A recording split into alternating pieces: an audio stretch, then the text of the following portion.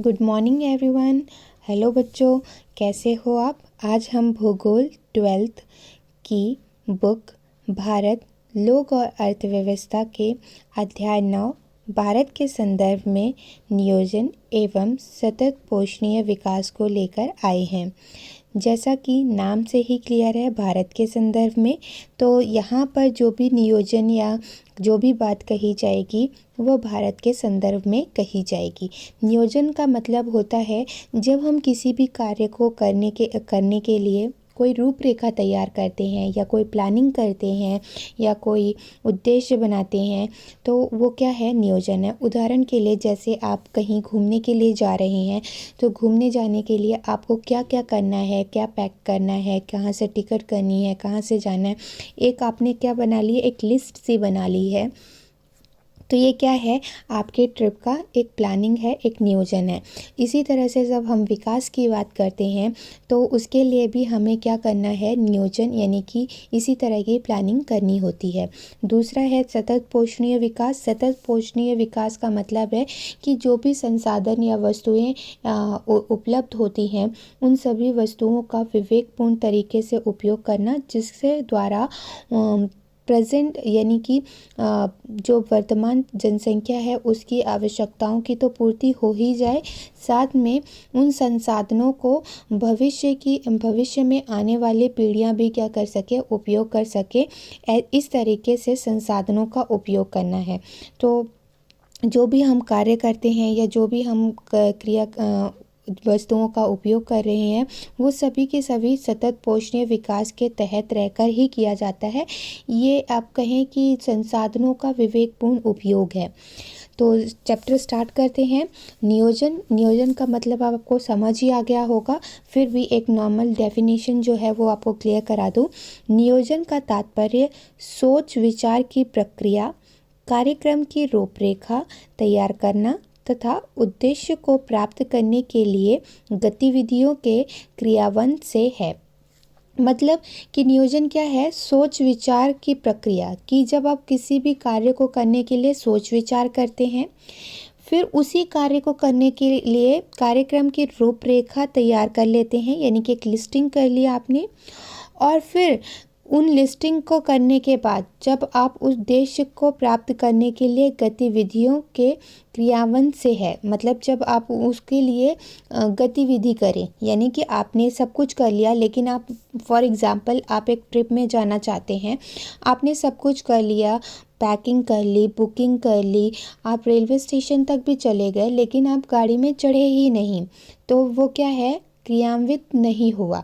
तो सेम कि उद्देश्य को तक पहुंचने के लिए क्या करना है, गतिविधियों को क्रियान्वयन करना ही पड़ता है।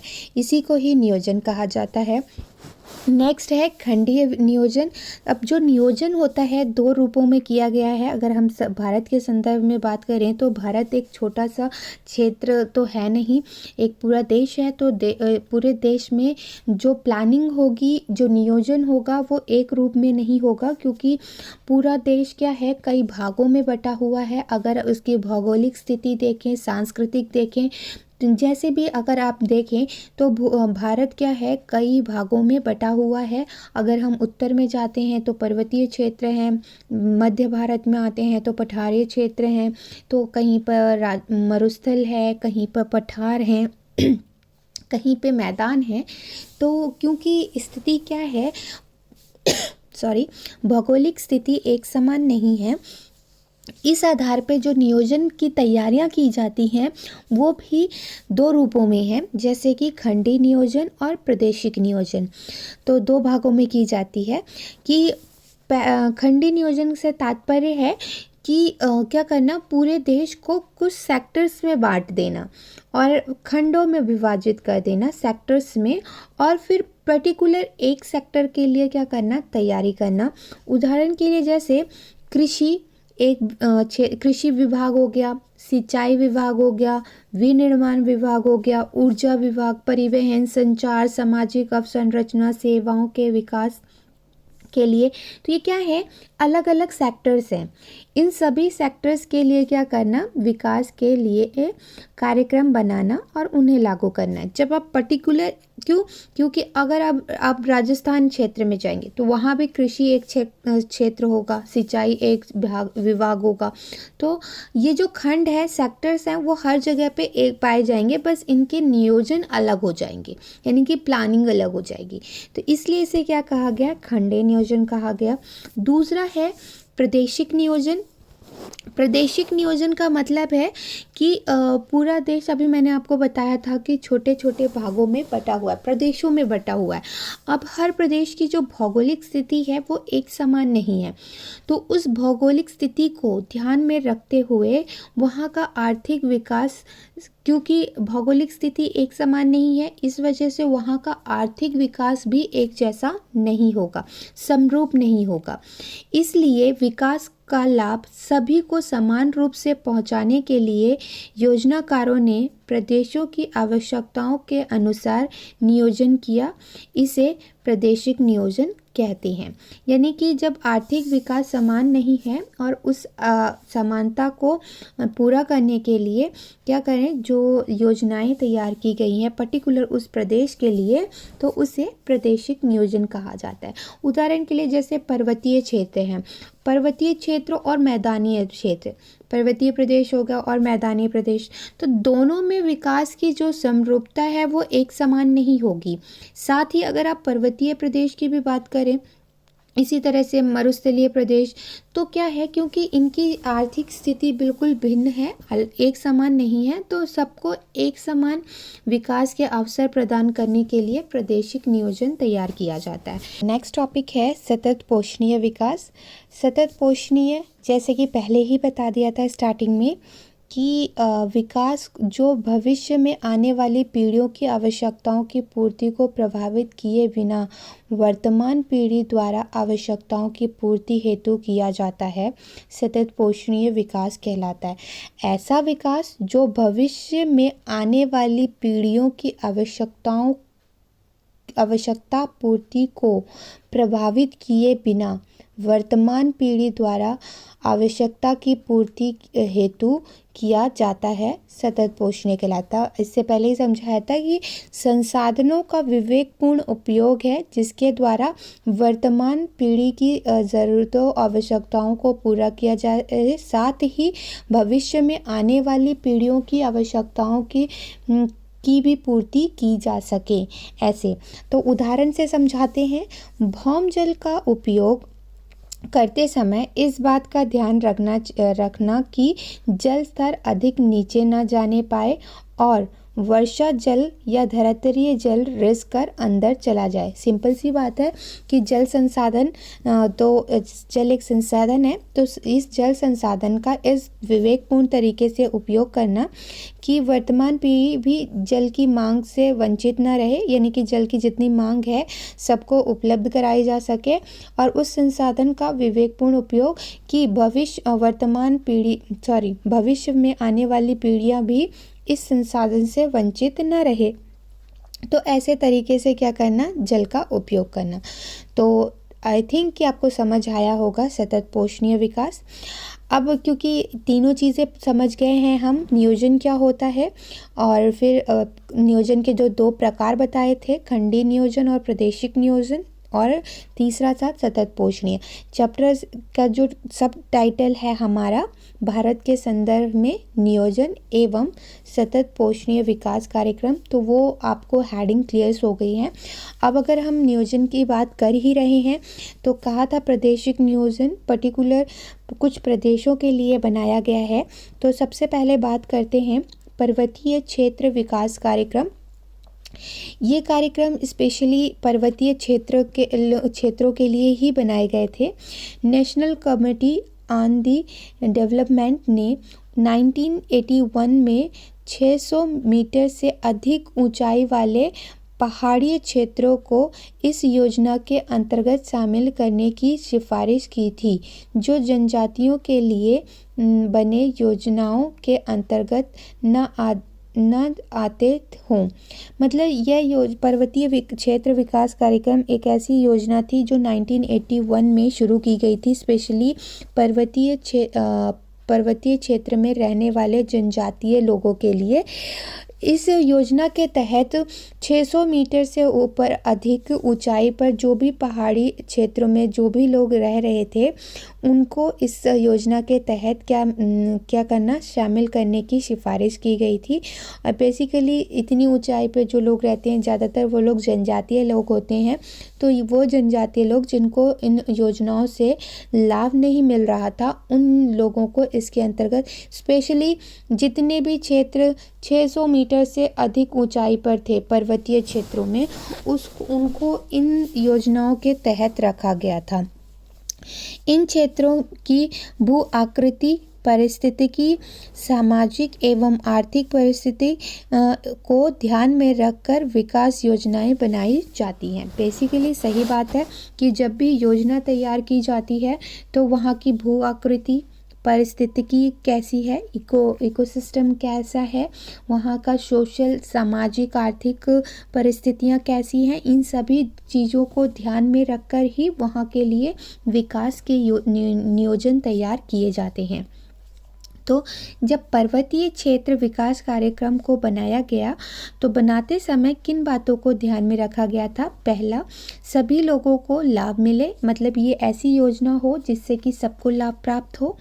स्थानीय संसाधनों एवं प्रतिभाओं का विकास हो सके। सिंपल सी बात है कि वहाँ पे जो स्थानीय संसाधन थे जो कि जिनका विकास नहीं हो पा रहा था, साथ में क्योंकि वो जनजातीय लोग हैं तो उनके पास काफ़ी अच्छे प्रतिभाएं होती हैं, तो उनकी प्रतिभाओं को क्या करना, आगे बढ़ाना, विकसित करना, ये भी एक नियोजन का ही उद्देश्य था। तीसरा था पिछड़े क्षेत्रों को व्यापार में शोषण से बचाना आदि। मतलब कि बहुत से पिछड़े क्षेत्र हैं, ऑब्वियसली अगर इनको कोई भी लाभ नहीं प्राप्त हो रहा था तो ये पिछड़ी जाति में ही आ रहे थे, तो इनको व्यापार में शोषण से बचाना। सिंपली क्या होता है, जो क्षेत्र या जो राज्य बहुत ज़्यादा पिछड़ा हुआ होता है वहाँ पे कुछ उनकी कलाएं होती हैं, हस्तशिल्प हो गया, या वो लोग किसी न किसी कला में कुछ न कुछ में क्या होते हैं, बहुत अच्छे निपुण होते हैं।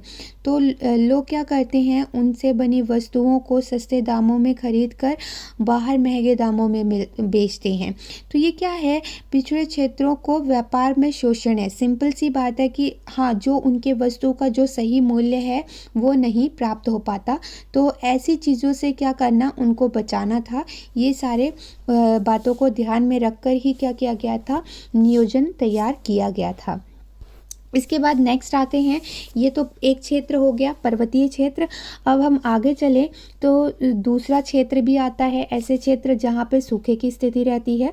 तो सूखा संभावित क्षेत्र विकास कार्यक्रम बेसिकली उन क्षेत्रों के लिए था जहाँ पर क्या हो, सूखे की स्थिति रहती है। तो उन क्षेत्रों के विकास के लिए कैसे कार्यक्रम तैयार किए जाएंगे? तो इस कार्यक्रम की शुरुआत चौथी पंचवर्षीय योजना में हुई थी। हमारे देश में प्रत्येक 5 वर्ष बाद क्या होता है, योजनाएं तैयार की जाती हैं और 5 सालों का समय मिलता है उन योजनाओं को क्या करने के लिए, कंप्लीट करने के लिए। एक टाइम पीरियड फ्रेम दे दिया जाता है 5 वर्ष का, और उस 5 वर्ष के अंत में देखा जाता है कि कितना हम उस नियोजन तक उन उद्देश्यों को प्राप्त कर चुके हैं जो हमने पंचवर्षीय योजना के तहत निर्धारित किए थे। तो ऐसे ही चौथी पंचवर्षीय योजना के तहत सूखा संभावित क्षेत्र कार्यक्रम की योजना बनाई गई थी। इसका उद्देश्य था सूखा संभावित क्षेत्रों में लोगों को रोजगार उपलब्ध करवाना था व उसके प्रभाव को कम करने के लिए उत्पादन के साधनों को विकसित करना। सिंपल 2 उद्देश्य रखे गए थे। पहला कि जितने भी सूखा संभावित क्षेत्र में लोगों को क्या देना, रोजगार देना। दूसरा, उसके प्रभाव को कम करने के उद्देश्य के लिए उत्पादन के साधनों को विकसित करना है कि ज़्यादा से ज़्यादा क्या कर सके, प्रोडक्शन कर सके, उत्पादन को बढ़ा सके।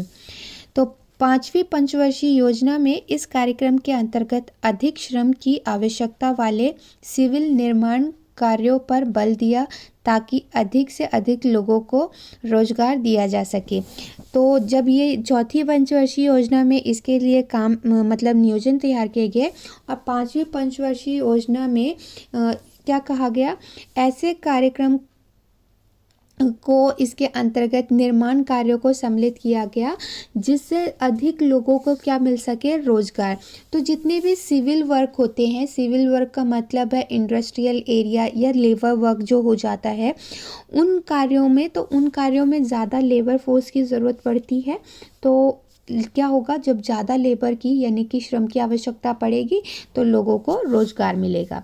दूसरा था इसके अंतर्गत सिंचाई परियोजनाओं, भूमि विकास कार्यक्रमों का वनीकरण, चारागाह विकास कार्यक्रम शुरू किए गए। क्योंकि यहाँ पे सूखा संभावित समस्या है, तो सूखे की समस्या को ही कम करना है, इसलिए इसके अंतर्गत सिंचाई परियोजनाओं को क्या किया गया, सम्मिलित किया गया। भूमि विकास कार्यक्रमों को भी वनीकरण करना, यहाँ पे दूसरा बढ़ावा किसको देना, वनीकरण को। तीसरा, चारागाह विकास कार्यक्रम शुरू किए गए, चारागाह को भी फैलाना मतलब बढ़ावा देना। तो ये कुछ प्रमुख उद्देश्य रखे गए थे, सो कि दैट कि क्या होगा, वहाँ की पारिस्थितिकीय संतुलन में बदलाव आएगा और सूखे की समस्या को काफ़ी हद तक कम किया जा सकता है। तीसरा था गांव में आधारभूत अवसंरचना, विद्युत, सड़कों, बाजार, ऋण सुविधाओं और सेवाओं पर बल दिया जाए कि अब जो उस क्षेत्र में जो ग्रामीण लोग हैं उन लोगों को आधारभूत अवसंरचना उपलब्ध कराना। आधारभूत अवसंरचना की जहाँ पर आप जो हमारी बेसिक नीडें होती हैं को पूरा करने के लिए जिन चीज़ों की आवश्यकता होती है, तो जैसे इलेक्ट्रिसिटी एक हमारी बेसिक नीड हो चुकी है, वस्तुओं के क्या करना, पलायन के लिए, आवागमन के लिए सड़कों का बहुत ज़्यादा उपयोग होता है। बाज़ार बहुत ज़रूरी होते हैं क्योंकि इन बाज़ारों में ही हम क्रय और विक्रय जैसी वस्तुओं का कर सकते हैं। साथ ही ऋण की सुविधा भी उपलब्ध कराना, सो दैट कि लोग आसानी से क्या ले सके, ऋण ले सके, तो कोई नया रोजगार या क्योंकि आर्थिक रूप से तो वो बहुत ज़्यादा ही पिछड़े हुए हैं, तो उनको सामान वगैरह खरीदने के लिए या कृषि के वस्तुएं खरीदने के लिए पैसे की जो आवश्यकता होती है वो पूरी की जा सके। तो ये भी एक उद्देश्य रखा गया था। और लास्ट था इस क्षेत्र के विकास की रणनीति में जल, मिट्टी, पौधों, मानव तथा पशु जनसंख्या के बीच पारिस्थितिकीय संतुलन पुनः स्थापन पर ध्यान देने पर बल दिया गया। मतलब कि क्योंकि ये सूखा संभावित क्षेत्र है, तो यहाँ की जो स्थिति है क्या है, बहुत ज़्यादा पारिस्थितिकीय संतुलन बहुत ज़्यादा बिगड़ा हुआ है। तो यहाँ की मिट्टी, पौधों, मानव तथा पशु, इन सब के बीच में पारिस्थितिकीय संतुलन स्थापित करना ये इनका मुख्य उद्देश्य हो गया था। जब इन सब में ही बैलेंस बन जाएगा, एक संतुलन बन जाएगा, तो वहाँ की जो स्थिति है, पारिस्थितिकीय संतुलन है, वो सुधरना शुरू हो गया। तो सूखे की जो समस्या है अपने आप ही क्या होने लग जाएगी, कम होनी शुरू हो जाएगी। तो क्योंकि चाहे हमारी पृथ्वी पे सिंपल हमने स्टार्टिंग में पढ़ा था कि पृथ्वी पे जो भी वस्तुएं पाई जाती है, चाहे वो जैविक हो चाहे अजैविक हो, वो एक दूसरे से अंतर संबंधित है। मानव प्रकृति के साथ जुड़ा है, प्रकृति मानव के साथ जुड़ी हुई है। तो ये क्या है, एक दूसरे के साथ अंतर संबंधित है। तो इसीलिए जब इन चारों में संतुलन बन जाएगा तो पारिस्थितिकीय संतुलन हो जाएगा, तो अपने आप ही वहाँ की स्थिति में सुधार आना प्रारंभ हो जाएगा। इसके बाद तो आई थिंक यहाँ तक का टॉपिक अगर आप लोगों को क्लियर हो गया हो तो हम आगे कंटिन्यू करेंगे। तो नेक्स्ट जो टॉपिक है वो हमारा है भरमौर क्षेत्र विकास कार्यक्रम। भरमौर एक्चुअली एक क्षेत्र है, और क्यों इस क्षेत्र को चुना गया है, क्योंकि ये अभी तक हमने क्या पढ़ा था, पर्वतीय क्षेत्र विकास कार्यक्रम पढ़ा, फिर सूखा क्षेत्र विकास कार्यक्रम पढ़ा। लेकिन ये तो योजनाएं बनाई गई ना, अब इन योजनाओं को क्या किसी क्षेत्र में या किसी जगह पे कार्यान्वित किया गया, लागू किया गया, और क्या वहाँ के लोगों को इन योजनाओं से लाभ हुआ? उसी चीज़ को, उसी की एक केस स्टडी है भरमौर क्षेत्र विकास कार्यक्रम। तो ये एक पहाड़ी पर्वतीय क्षेत्र है हिमाचल प्रदेश में। यह क्षेत्र विकास योजना भरमौर क्षेत्र के निवासियों की जीवन गुणवत्ता को सुधारने व हिमाचल के अन्य प्रदेशों के समांतर विकास के उद्देश्य से शुरू की गई थी। इसके लिए कुछ निम्नलिखित कदम उठाए गए थे।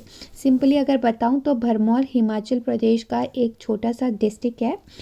तो वहाँ पर वहाँ के निवासियों की जीवन गुणवत्ता को सुधारने के लिए और पूरे हिमाचल प्रदेश में एक जैसा समांतर विकास करने के लिए भरमौर क्षेत्र विकास कार्यक्रम शुरू किया गया था, और जिसके लिए कुछ कदम भी उठाए गए, यानी कि क्या क्या विकास के लिए क्या क्या उद्देश्य बनाए गए थे, क्या एम रखा गया था। तो पहला है आधारभूत अवसंरचनाओं जैसे विद्यालयों, अस्पतालों का विकास किया जाना। मतलब कि आधारभूत अवसंरचनाओं को विकसित करना, जो बेसिक नीड्स होती है पर्टिकुलर किसी स्थान की, उनको विकसित करना, जैसे कि विद्यालय हो गए, हॉस्पिटल्स हो गए, सड़कें हो गई, ये सब। दूसरा, स्वच्छ जल, सड़कें, संचार तंत्र एवं बिजली की उपलब्धता पर ध्यान दिया गया। मतलब दूसरा क्या बेसिक रखा गया, सिंपली कि सभी लोगों को स्वच्छ जल उपलब्ध हो, सभी गांव को मेन सड़कों से या छोटे छोटे कस्बों को मेन सड़कों से क्या किया जाए, जोड़ा जाए।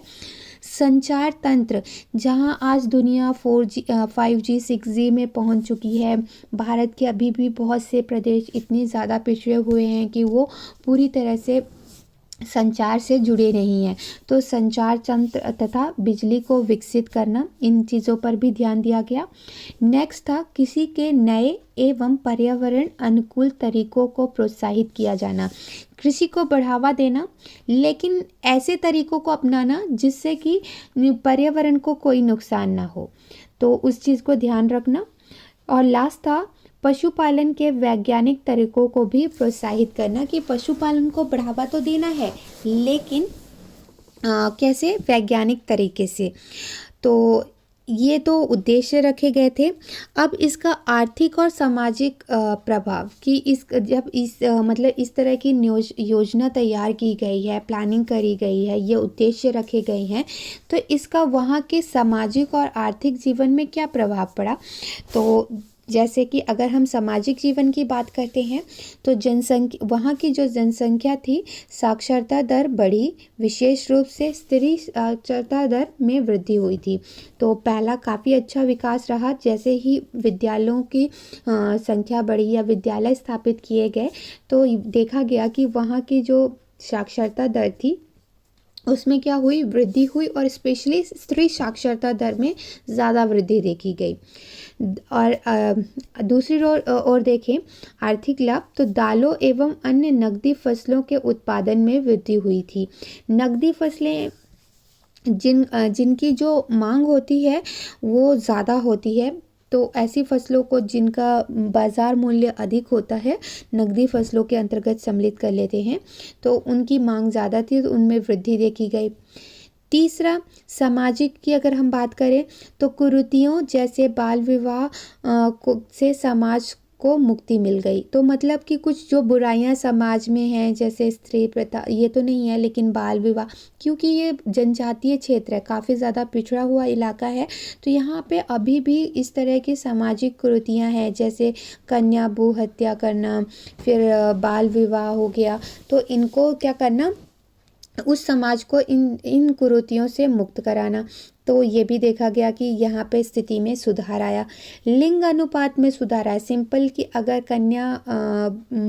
कन्या हत्या कम कर दी गई या शिशु कन्या भ्रूण हत्या कम कर दी गई, तो लिंग अनुपात में डेफिनेटली क्या आएगा, सुधार आएगा।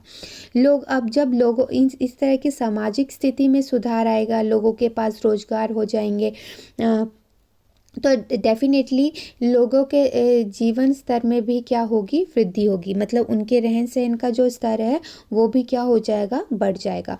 तो ऐसा हुआ भी है कि उस भरमौर ज़िले के लोगों में इस तरह के जीवन में परिवर्तन आया। आज का टॉपिक हम यहीं पे ख़त्म करते हैं। इसके बाद जो नेक्स्ट टॉपिक बचा है इंदिरा गांधी नहर, इसको हम पार्ट 2 में कवर करेंगे। तो आज की क्लास के लिए यहीं पर समाप्त। Thank you very much. अगर आपको वीडियो अच्छा लगा हो तो लाइक एंड सब्सक्राइब ज़रूर कीजिएगा। Thank you.